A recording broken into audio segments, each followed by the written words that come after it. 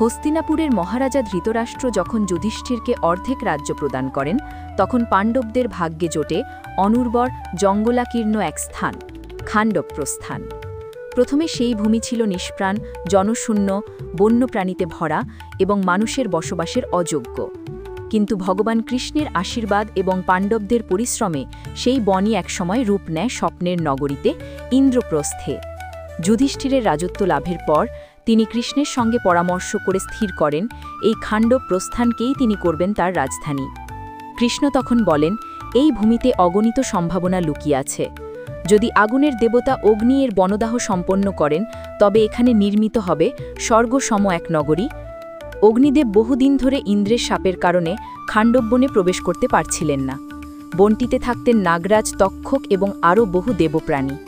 কিন্তু অগ্নি তার দাহশক্তি ফিরিয়ে পেতে চেয়েছিলেন। কৃষ্ণ ও অর্জুন তখন অগ্নিকে সহায়তা করার প্রতিশ্রুতি দেন। অর্জুন তখন আগ্নেয়াস্ত্র ধারণ করে কৃষ্ণ তার সুদর্শন চক্র হাতে নিয়ে খাণ্ডববন প্রজ্জ্বলিত করেন। সেই বনদাহের দৃশ্য ছিল ভয়ঙ্কর ও অলৌকিক।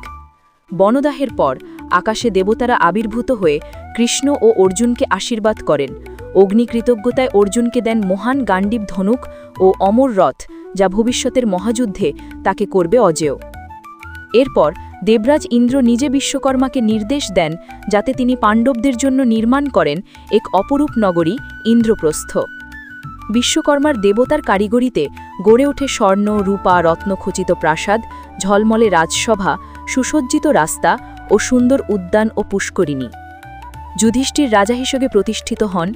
ভীমের শক্তি, অর্জুনের বীরত্ব, নকুল সহদেবের সৌন্দর্য ও প্রজ্ঞায় রাজ্য হয়ে ওঠে সমৃদ্ধ। দ্রৌপদী হন ইন্দ্রপ্রস্থের রানী। ইন্দ্রপ্রস্থ যেন স্বর্গেরই প্রতিরূপ।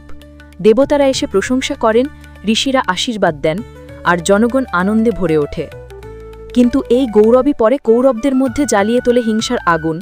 দুঃশাসন, দুর্যোধন এবং বিশেষ করে শকুনি তখন ষড়যন্ত্র শুরু করে, যা একদিন নিয়ে যাবে পাণ্ডবদের ভাগ্যকে মহাভারতের মহান সংঘাতে, কুরুক্ষেত্রের যুদ্ধে।